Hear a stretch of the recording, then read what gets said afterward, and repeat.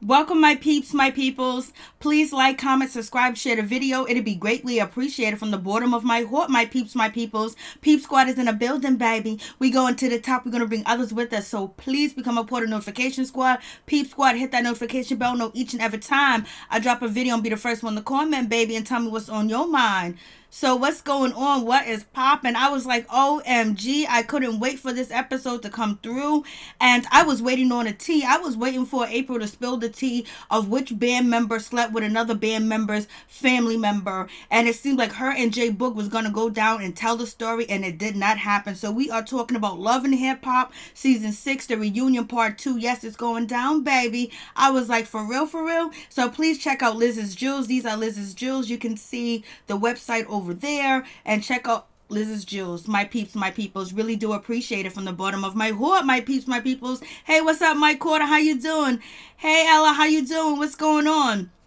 Yes, I am late. They dropped like 2 episodes of Love and Hip Hop New York, and it's going to be crazy, baby. I mean, crazy. It's good to see you guys. Make sure you check out Mike's Quarter channel, okay? So I was just like, I was waiting for the tea. I was waiting for the juicy information, and the juicy information was supposed to be that April and you supposed to drop the tea, supposed to drop the bomb, but I'm glad she did not drop the tea or the bomb, or, you know, J Boog dropped the tea or the bomb, because that would have been so messed up if one of them mother suckers would have said that Omarion's mother slept with J Boog or whatever. It's been the rumor since October. It's been a rumor that J Boog allegedly slept with Omarion's mom, but it hasn't been, you know, silent.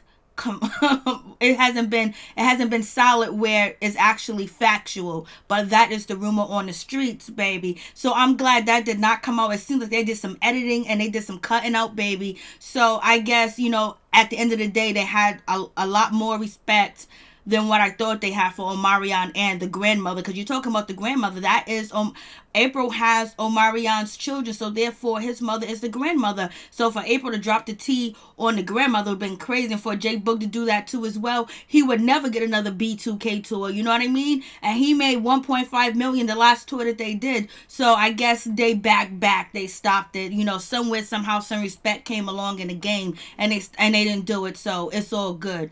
I was just like, oh, this season part 2 and part 3, there's no way it can be good. How can it be good? Like, there's no more juicy and anything, really, tell you the truth. So I don't even know why they're making a part 3, because this part 2 barely, you know, really, you know, it's the same Moniz, Fizz, boom, boom, boom, bada bing, bada boo, you know what I'm saying? And then, you know, what's her name, Brittany B, the same shit with her and Lyrica.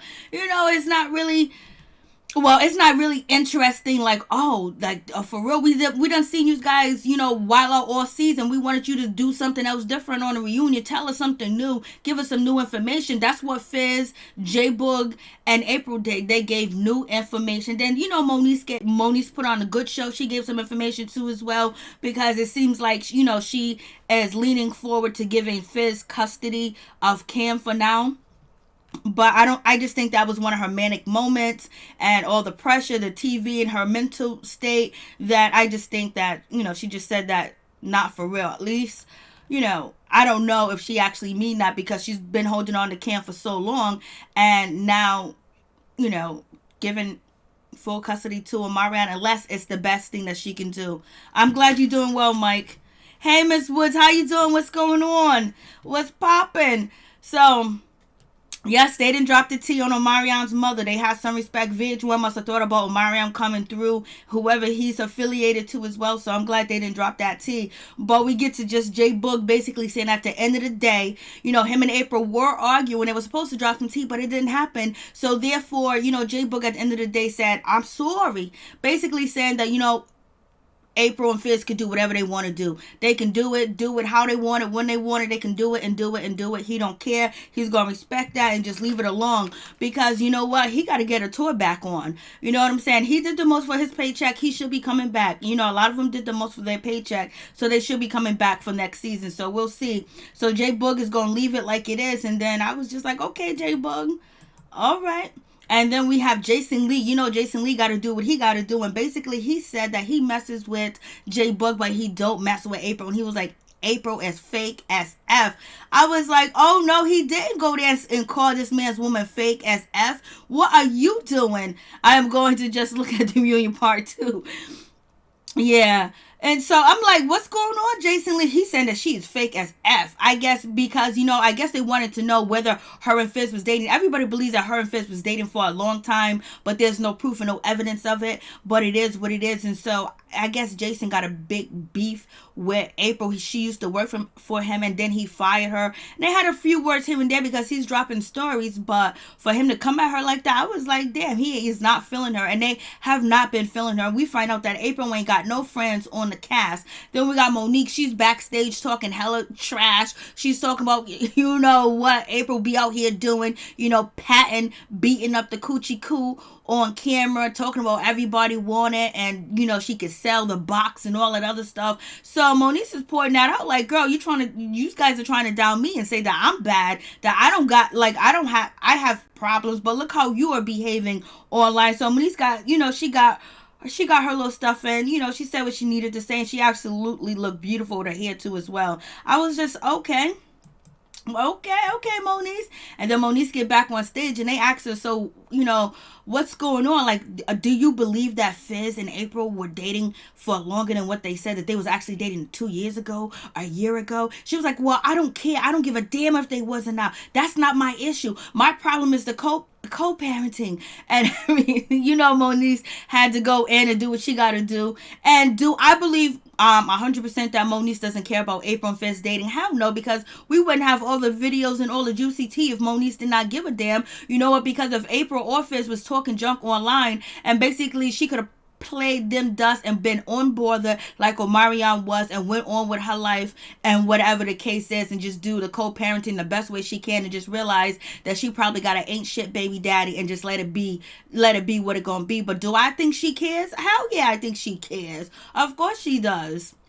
Because April's been around. April's been around the family. They've been to barbecues and reunions together. They've been to baby shower. Fizz is actually Omarion's, children's godfather and all that other stuff. So yeah, she feels betrayed. And because probably once upon a time she thought that they were really friends, and so that makes you think that they probably was doing this a long time ago, and it just hit the table. It just hit the fan. But I think she feels like she was disrespected, and then also Fizz always changes when he get a new girl, but this girl being April and being connected to the B2K members, that's some shit right there. Especially when they kids play together and know each other, and they show up to birthday parties. So yes, that is an issue. So I think she does feel a certain type of way about that, but I don't think she cares whether they have a successful relationship. She just feels like she was betrayed and lied to. And why can't you talk to me like I'm your son's mother? Like if you're gonna be real with anybody, be real with me. And she felt like he wasn't being real, and that's the case. And Fizz felt like he couldn't be real because Monique's mental state. So it's like a 50-50 type of situation. Like it's just a hard place in a rock with Monique and Fizz, because it's just so much drama, so dramatic, and just so much shit going on that Cam already has the drama and the dramatics at home with his mom and her mental state, and then with Fizz out here trying to rap and do this and dating this one and being shiesty too as well. And then he has to deal with, okay, we got a blended family, but the blended family, I know them because I used to play with these kids. I used to call her Auntie April. I used to call Fizz, this and that. So, Cam is they're all over the place. So it's a crazy situation. I'm just like, that's some bullshit. Let me tell you, like, blended or not, like, you got to think about your kids first before you do anything. And if you going to hop with the next one and this one that is close to your baby daddy or your baby mama, and they in the end circle, just get it corrected in the end circle before the streets know about it, because then people going to pick you apart, and it's just going to be what it's going to be. And it's going to sound like you fighting that endless battle with your ex, with your child's mother, with your child's father, and then the public. And then we have TT. She jumps up in the situation. She gets in the conversation. She was like, well, I don't know, because the question was asked whether, people think that they were dating a long time ago. And she was like, well, a couple of years ago, a year ago, Fizz and Monique was up in the hookah bar, hugged up, kissy hugged up on each other. So basically she's trying to point out that she believes that they have been seeing each other because there's been stories going on about them or whatever. Because, you know, it is what it is. Sometimes people can't believe that a man and a woman can be friends. That's number one. But number two, you have Fizz and April that have animosity and hate towards Omarion. They feel broken and hurt because of him. So basically they want to get their get back too as well. And then this is the greatest revenge of all is, you know, Fizz getting with April, his baby's mother. It's not like she's just his regular ex-girlfriend that Fizz did in the past, but this is his child's mother. You know, he's Omarion. I think Omarion said Fizz was his children's godfather. So it is what it is with that situation. So I was just like, And then April was like, oh, that's not true. If you don't care, Moniece, then why you out here on Twitter? You the one that started the rumor that I'm pregnant. And you know, we seen the videos, we seen the IG videos of Moniece talking about that April, you know, possibly could be pregnant and the little fizzy pop and all this other stuff. And then from there, it just went on. Then the Just Hilarious situation. So it was just a whole crazy situation. So basically, April was saying, like, if you don't care, you the one talking about it. You the one putting the rumors out there. And, what's her name? Moniece was like, no, I didn't put the rumors out there. I gave the rumors to Omarion's, you know, people, and I gave him all the information. So, like, you know, like if you don't care, like if Omarion tried to hit me up and try to get information, I'd be like, I don't want no parts of your situation and what's going on. I'm in the situation at all. I don't need things to get worse. I ain't giving no information. But that's the tea that Moniece dropped. That she said that Omarion's people hit her up because they friends with her mama. And then on top of that, they gave her the info on the situation about, you know, Fizz and April and their relationship and them living together and doing God knows what.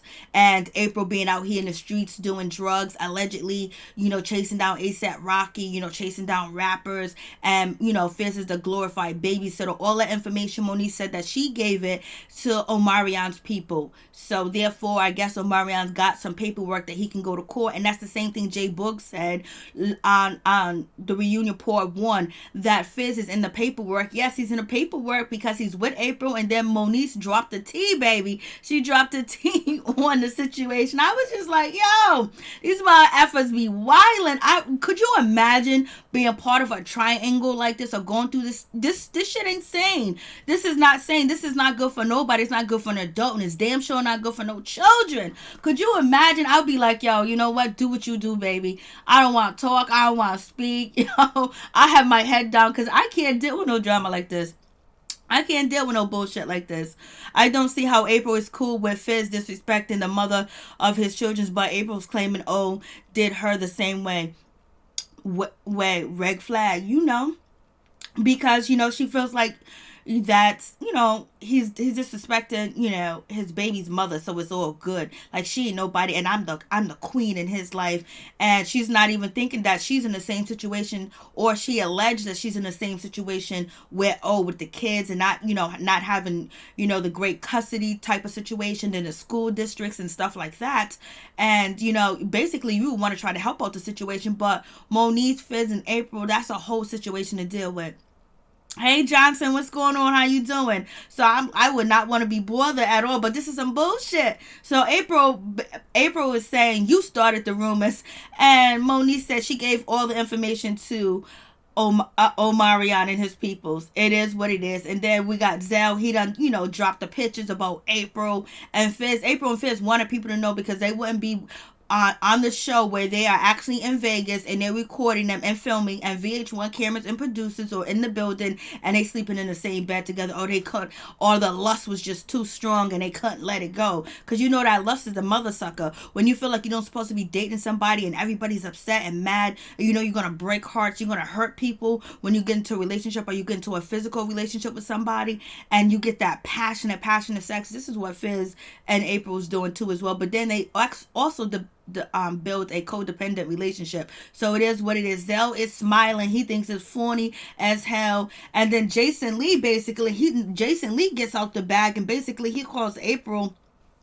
telling April he don't like her, that she's fake as hell. And basically he said he was not talking about you, April, behind the scenes or behind stage, because only person on stage thinking about you is Fizz, because we ain't thinking about you. And then you already know the host asked the cast, are you guys friends with April? They were like, no. Like, damn, April ain't got no friends. You catch more bees with vinegar. You catch more flies with, you catch more bees. You catch more bees with honey than you do vinegar. So I guess, it is what it is with the situation, because I think a lot of people felt like they were played out of a storyline too as well, and they was played that, they're just friends and they're seeing them doing this and doing that together. I know, let me tell you, Johnson, yeah, been there, done that. You already know how we go in, baby. For real, Johnson. So, Jason Lee is just basically, he's calling out April, and he's calling out Fizz, talking about, Fizz, you approached me backstage, talking about, oh, don't talk about my girl, whatever. And Fizz was like, yeah, you damn right, homie, I did. You damn right I did. But, Jason Lee got it twisted, because Jason Lee was like, yo, listen, you're supposed to confront me on stage, not behind stage. You missed the point. It seemed like Jason Lee wanted to point out, oh, Fizz, oh, you scared because you confronted me behind stage and you didn't confront me on cameras. And so Jason Lee was basically trying to make a big huge ass point with that situation, and Fizz shut him down by saying, it's more important for me to shut you down backstage. That's more important, because basically it ain't on camera, and then if we need to do that head up, we need to do whatever we need to do, and it's on some real shit. It's not on no love and hip hop shit. It's on some real shit. So therefore, Fizz wanted to talk to, Jason Lee backstage, and that's when then it clicked in Jason Lee's head, like, oh, he was on some real shit. He wasn't on no love and hip hop shit. So it is what it is. I was just like, oh, baby. I was like, okay, Fizz finally get some points, because Fizz didn't say shit the first part of the reunion. He was quiet when it came to Zell, when it came to Paris. He was quiet about the situation, but he's definitely getting at Jason Lee, and I believe he's possibly getting at Jason Lee, because Jason Lee is not a part of the equation. April was friends with Paris and Zell, and basically all that intertwined, and then Paris is cool with J Boog, so Fizz shut him down. Fizz hit him with that real shit. He hit him with that. He was like, it's more important back there, because that's what I'm gonna get in that. I was like, okay, Fizz is starting to speak. The weed is starting to wear off. He's like, because he was comatose the first part of the reunion. I was like, he was comatose. Like, he need help. Somebody need to teach him to speak, mother sucker. So Fizz was like, it matters backstage, and that was so real that Jason Lee he lost his point. And then I was just like, okay, then moving on.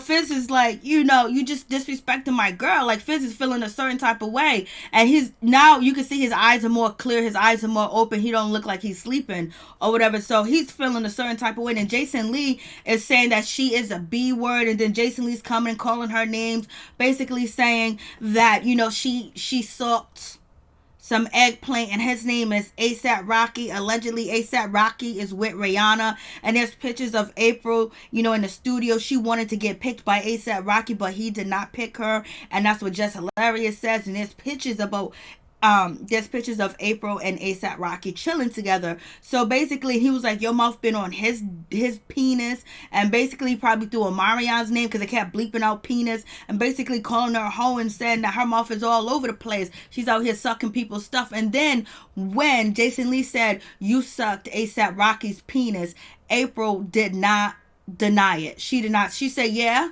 and just kept moving. So, April is out here just moving loose, baby. And YoYo shut everyone up. She did. Then YoYo, she got into the situation, and basically she was like, this man don't supposed to defend his woman. This man don't supposed to stand up for his woman. This man don't supposed to do. That's what he's supposed to do. Ain't no dude that gonna be sitting next to me and not say nothing, especially when another man's coming at me. You gonna say something. Hey, what's up, Scorpio? How you doing? Hi, Miss Scorpio, baby. What's going on with you? So it's just like, what's the situation about? So, YoYo's old school. Usually a man would deal with a man and not deal with the woman. Basically let let her know, or get his sister or his aunties or his, nieces to confront the situation, because he don't want to get in no argument with no woman, because, he don't, because it's pointless to him, because number one, he's probably not going to win, and he don't want to seem like he's a coward arguing with a woman like that, you know what I mean? Just walk away, because at the end of the day, the man is stronger than a woman, but there's some women out here that are strong, but don't mean that doesn't mean put your hands up to a man and try to fight a man. Just go, leave, get up out of that situation. Don't be trying to fight no man, baby. So YoYo, she jumped in and she's feeling a certain type of way. I don't even think that she thinks April is moving correctly. I just think that she don't like that they're calling her B words and deep and all other type of words, and she's given she's sulking. Jason Lee, how many times have you been sulking? Jason Lee, we hear your stories. So why are you trying to point out that she's sucking when you suck more than her probably? Like, come on, miss me with that craziness. I was like, they are just doing way too much. But it is what it is. And then Fizz and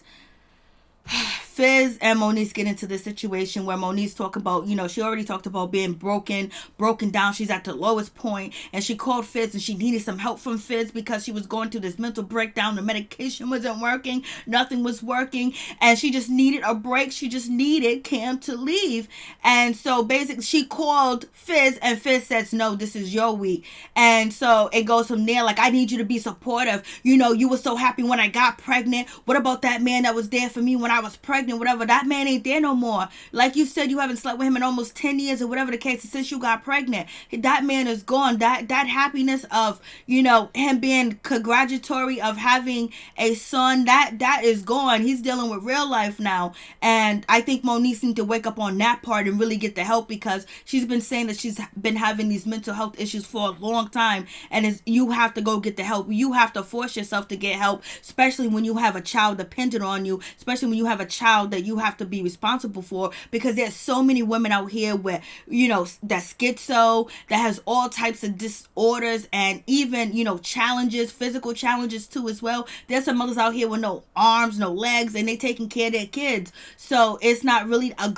it's not for her to depend on depend on Fizz. Like, she already knows from years that she can't depend on him. She can't trust him. So why would you think at this time that he was going to come through? It just doesn't make any sense, because he's been showing you the same behavior over and over and over. And you think he going to come through? And then Moniece, you've been going through the same situation over and over with your mental health status. You have to change, and it is what it is. She got to change, and she's going to have to change. And then she's talking about giving up custody too as well. She's arguing with Fizz. She's upset. She wants to hit him. She wants to fight him, and all that other stuff. Basically, I'm just like, yo, it's just way too much situation, because when you have mental health involved in the situation, it takes it to a whole nother state. A lot of people think that it's an excuse, but some people, when they have mental issues, and they have this type of situation, they take their meds, and then they stop taking them, and then they think they're good, and then they go back into a big slumper, and then boom, they try to take their medication again, and it doesn't work. And then on top of that, they need counseling. They need to actually be monitored, and you got to have health insurance for that type of stuff. Hey, Chef Disaster, what's going on? What's popping? What's cracking, lacking with you? Please check out Chef Disaster YouTube channel. So it's just a crazy situation. And so Fizz is like, what are you talking about? What are you talking about? Moniece is calling him a B word, and he was like, once you take responsibility that when you have your mental setbacks and everything else, that you need to go get help. Once you take accountability that you're not able to take care of Cam, once you take accountability for that, once you own up to that, instead of just coming after me. And so then Fizz was, and so then I was just like, damn. So they went there with the situation. Like, he was like, take accountability for that. You're not able to take care of Cam because of your mental health situation. And she goes, well, would you take custody of him? And she was like, would you give custody back? She was like, so then this is where Moniece is like actually talking about giving up custody. I'm doing good. I hope you're doing good too as well. Fizz shut him down. So now it seems like, she's at this, she's at a stage right now. I don't know if she's actually thinking clearly. Maybe she is thinking clearly, but right now she's saying that, I will give you custody, but only if you give me custody back. And it's a good thing she did it on camera, and maybe he'll keep his word if that actually does happen. If she actually gives Fizz custody of Cam. But I just recently put up a video, and Cam was with Fizz and, you know, April and their kids, and they were celebrating April's birthday. And it is what it is. He didn't look all messed up. He looked normal. When he get on TV, boy, he be looking like he is cold. It looks like he is cold out there. Like he is smoking that good, that great. I don't know what's going on. So with this situation, Monique's basically talking about giving up custody to Cam because she really needs to get herself together. And then Fizz is like, if you just say that you need help, say that you can't do the joint custody, and I will give him back to you. If you can go get your counseling, go get your medication, get everything set out, then I'll give you back custody. So it is what it is, because, you know, with joint custody, I don't think they have to pay child support or whatever. But when one person has the full custody, maybe he could put a child support order in or not. It all depends on if they're on a state or not, if they're getting public assistance. So I was just like, damn. Boogie jumped in the situation. Boogie was like, no, Monique, you don't need to give up custody just because you having a tough goddamn week. He was like, nah. And he was like, Fizz, come on, dude. If Monique call you and tell you that she's having a bad week, she's at her lowest point, and she needs you to take Cam, and you don't take him, who suffers? Cam. And so he was like, come on, Monique, don't give up your custody, don't give it up. He was like, yo, come on, chill out, Fizz, you supposed to be there when she's going through that because you worried about your child. That's the idea of baby daddy and the baby mama that you want, that somebody, you know, cares about your well-being. And that's what Omarion does. Omarion cares about the well-being of April and her mental state. So that's why he don't be doing the shit that, you know, Fizz and April be out here doing. That's why he be unbothered, you know, just taking care of business, because it's all gonna come out, and, you know, he's still gonna rise. And you don't feed into the negativity because you're only feeding their bag and their check, because it's gonna soon get old. Omarion, Fizz, and April, and, you know, Monique is gonna get old. So it is what it is. So I was just like, hey, so, you know, Boogie jumped in. Booby jumped in. Phil, hey, what's up, Phil? That's the problem with Fizz. He's being treating April like she's unfit. Yeah. It's just crazy. It's like a whole mental situation where the kids are going to be the most affected. And we know we're back to Brittany B. Brittany B in her situation with, you know, Lyrica. Like, who really cares? They argue, and she's talking about, I fed you, Lyrica. I did this. And they asked her to break down, how did you feed Lyrica? And the way that she fed Lyrica is because they did studio time. They co-wrote together, and she chose Lyrica. It seems like, you know, basically she really don't have a problem with Lyrica. She was just basically trying to get on the show, and she needed a storyline. She needed to come up with that, and what it is what it is. If she could have smoothed the shit out and made it right, then been cool with her, and then created another storyline, it'd have been straight. So hopefully she put out some music. You know, the song that she did with YoYo, it was a good song too as well. But basically, you know, she's a stalker, in my opinion. She's a stalker. Lyrica got a stalker. But we already seen all this stuff before, where somebody get put on to Love and Hip Hop or any one of the reality TV shows, and their whole storyline is chasing down this person, trying to talk to him. Alexis Guy did it, Masika, so many different people. Like, they'll put a person that's gonna be a thorn in your side on the show to chase you down, and the whole 9 yards. And so it is what it is. Like, they've been going back and forth. They want, you know, Brittany B wants to head up, the next minute she don't want to head up. Lyrica's like, girl, I don't even know you. I hung out with you once. You know what I mean? I hung out with you like maybe twice. We co-wrote a song together. We was in the studio. We wasn't hanging out. I was not your friend. And then this is when Brittany B, well, I was your friend. I was like, girl. Like, they're on that bull crap. I was your friend, baby. And then Lyrica's friend, I'm just going to say Lyrica's friend because I don't know her name. So Lyrica's friend is basically was like, no, you were my friend. You the stalker. I introduced you to Lyrica. You wanted to know Lyrica this and Lyrica that, Lyrica or whatever. So I was like, damn, I didn't know some people would be obsessed with Lyrica like that. Like, Lyrica's trying to make sure she pops. I don't know how she going to make you pop, Brittany B. But maybe if you write a song for her, that could be the case. Or you co-write, or you get it with A1. A1 does have some hits under his belt. And we find out that Lyrica's best friend, you know, wrote, what did she write? She wrote that song, her father wrote the song Got to Be by B2K, and that was my jam. That was my jam, baby. So, you know, homegirl, Lyrica best friend, she is too through with Brittany B. She's yelling at her, screaming at her, saying that this is the cleanest that you ever looked. You never looked this clean. I was like, that is dirty. Why you say that? I was like, why you say she's the cleanest that you ever that you ever seen her? That's low down and dirty. So it is what it is with that situation. We got K Michelle. K Michelle, basically, she's gonna be looking for a new surrogate, trying to get the shit together. You know, basically, she's going back to Atlanta, doing whatever.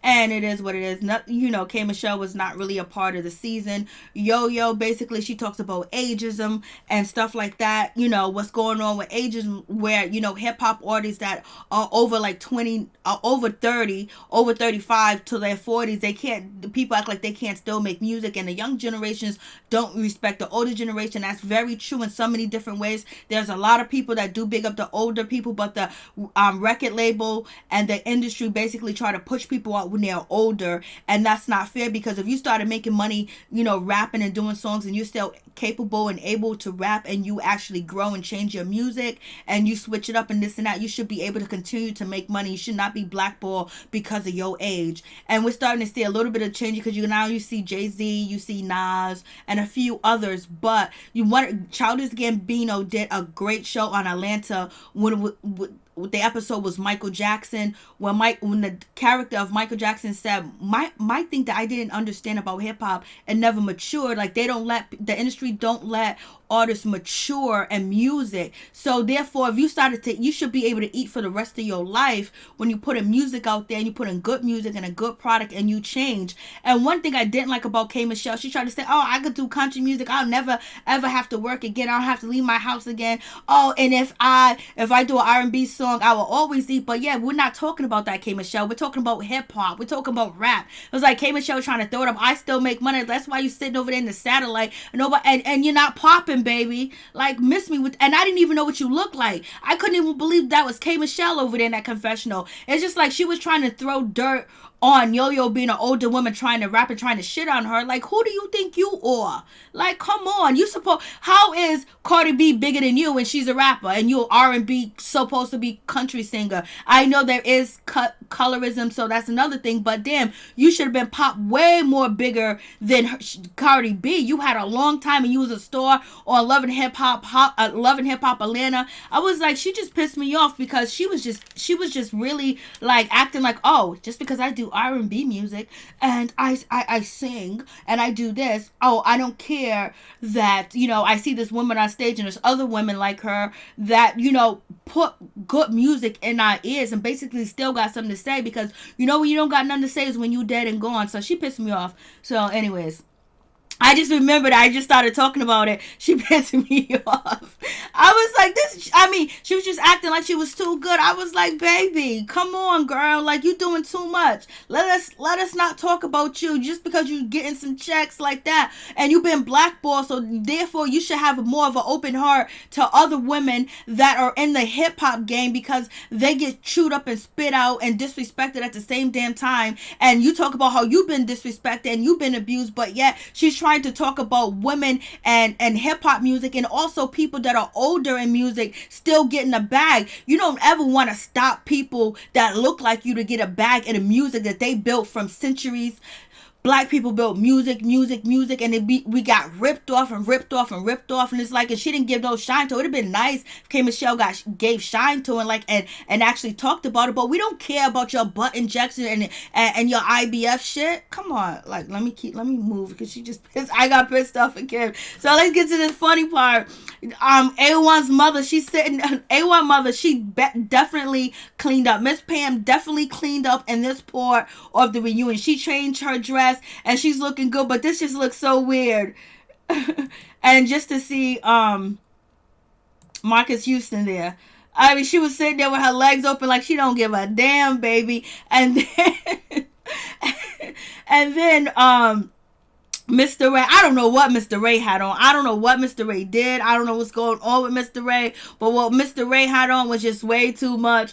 And it seemed like Marcus Houston is just sitting there like, I don't even know why I'm here. To me, I just thought that whole look together was actually funny. And so we just have that situation. And then we got Ray J talking about him and Princess, which, you know, it is what it is with their situation. It'd been nice if they was talking about the situation that just happened a month ago, but it's already been filmed. And allegedly, we hear that Mickey Monday was cheating on Slick, and out there in Las Vegas, when they was in Vegas in the Sin City, he had two girls in his room, and he was saying, oh, they were just a friend. Say she's just a friend. He was saying they were just friends. He had not one but two. So is Mickey playing slick? Hell yeah, he is. Of course he is.